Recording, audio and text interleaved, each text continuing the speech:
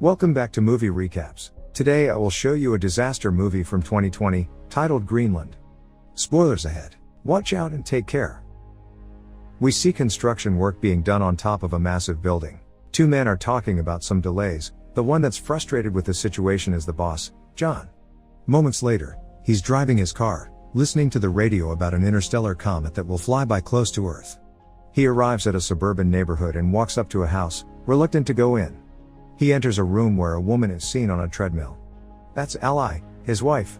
They have an awkward conversation surrounding their child, Nathan, and his upcoming birthday party.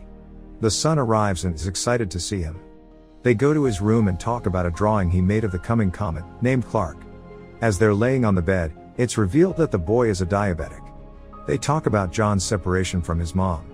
Later, the three of them are in a living room listening to the news about the comet.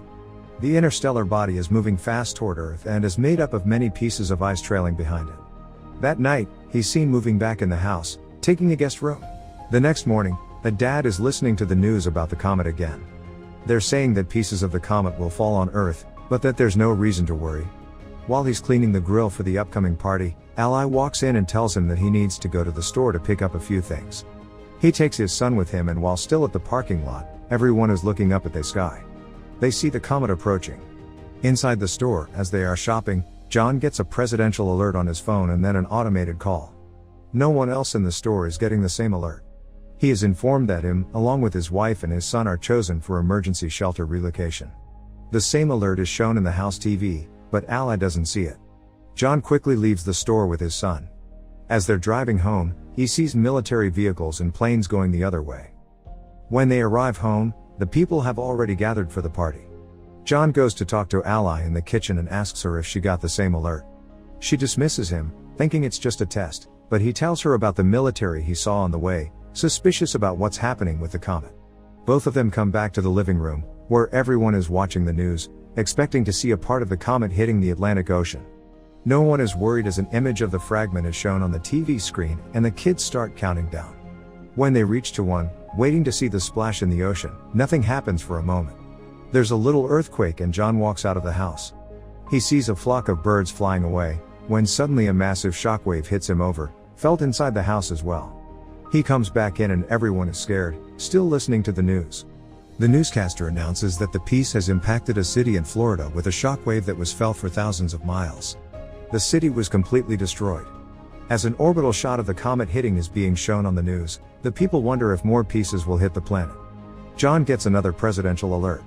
The call plays on both his phone and the TV, so everyone can see what the message says.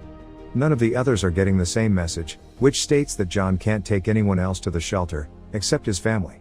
He gets a security code to enter the plane on his phone. The others leave in a panic. John and Ally are packing, worried if they'll have enough insulin for the boy. The child asks about his grandpa. Ally is preparing food and listening to the terrifying news, as John goes to get Nathan, who says that the sky is on fire. Pulling out of the driveway, they see that none of their friends got the same call. One of them tells the family that the news is reporting that a huge piece of the comet, called Planet Killer, will hit the Earth in 2 days. As they are leaving, another neighbor runs to them, begging to take their daughter. John refuses and they drive off, arguing in the car that even if they did take her, she might have been turned away at the airbase. Later, as they are driving, people are seen already looting the stores. Suddenly, they drive up to a massive traffic jam on the highway and John goes the other way, taking a side road. They're listening to the news on the radio, saying that there have been more impacts and others are expected, which might take out entire cities or even cause an extinction level event. They arrive at the airbase, being guarded by the military. People are gathered around the doors because they're not being allowed in. The family pushes through the crowd and is allowed entrance with the barcode they received. Once inside, they are given wristbands for personal identification and are told to move all their things into one smaller bag. Suddenly, they realize the insulin for Nathan is gone and John goes to take it from the car.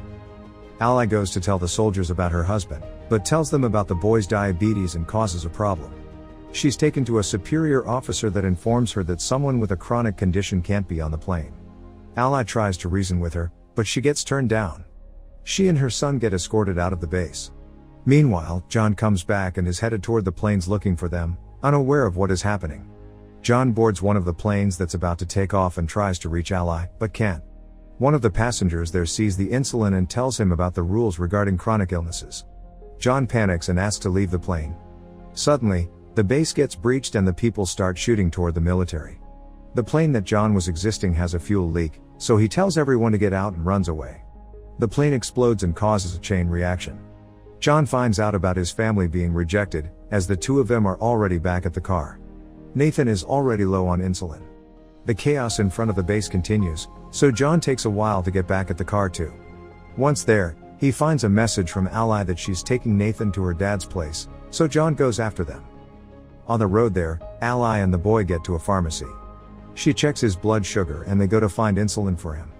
Suddenly a gang walks inside and starts shooting, killing people all around. They manage to escape and get into a car with some people that will take them part of the way to her dad's. The couple Ally is riding with start acting strangely very fast. Eventually, they throw her out the car, take her wristband and drive off with her son, leaving her stranded on the highway. Meanwhile, John is lucky enough to find a ride up north as well. Inside the truck, John sparks a conversation with one of the men, Colin, who tells him that they are headed to Canada where the driver knows someone that has a plane and can take people to the shelters. Apparently, the military has set up the shelters on Greenland.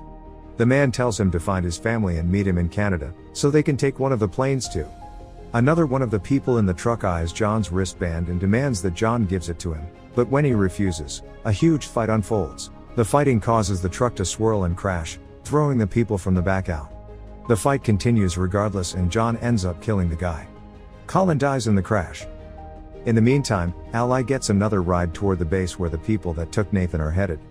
He is still seen riding with them when they get to the airport base.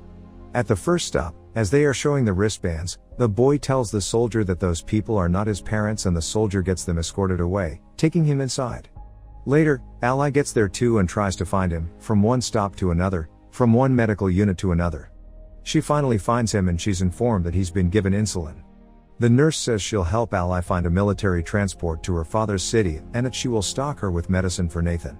John breaks into a house for some water and food.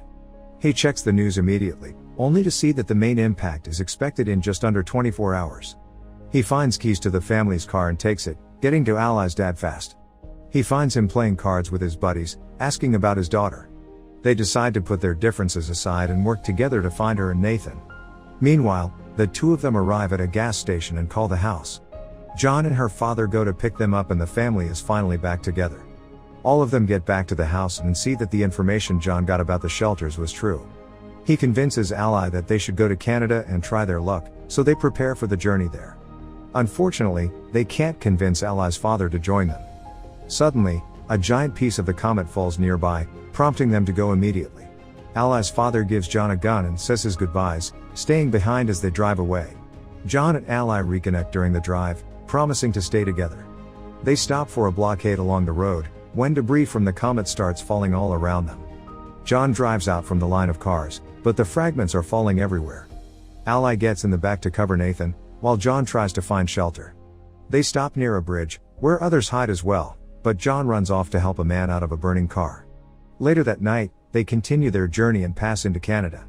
While searching for the airport, they listen to the radio and discover that they don't have much more time until the biggest part of the comet hits Earth and destroys more than 75% of all living things. As they drive, they see one plane getting air and another almost taking off, so they chase after the second one. John stops the plane by driving right in front of it. The pilot is reluctant to take them in, since he is already at full capacity, but they succeed in convincing him. John has a dream about better times and when he wakes up they are approaching Greenland. The place seems unaffected by the comet, until a moment later a fragment impacts the water and creates a shockwave that hits the plane. Both engines are failing as the pilot tries to keep the plane in the air. They glide through the air, landing smoothly, but hit the glacier. The pilots are pinned on impact, but John isn't able to help them. He sees a military plane land a mile away, so he shows the people from the plane there and when they arrive, a military truck takes them in and gets them to the shelter. As they are going inside, the planet killer hits. The impact will reach them in a matter of minutes and the people are still getting deeper inside the shelter. Once inside, they brace for impact and a flashback is seen of their previous life, when they were happy together. 9 months later, the planet is desolated. Cities ruined completely. A radio signal is searching for survivors and establishes a connection, informing the receiving end that the dust has settled and there is no radiation. The hatches of the shelter open and reveal that the family is still alive, facing the ruin of the planet. As a symbol of hope, they see a bird flying outside and start coming out of the shelter. As the Earth is seen from space, radio signals communicate from all around the globe. There are people still alive everywhere on the planet. Make sure to subscribe and turn on notifications so you can watch more videos like this. Thanks for watching.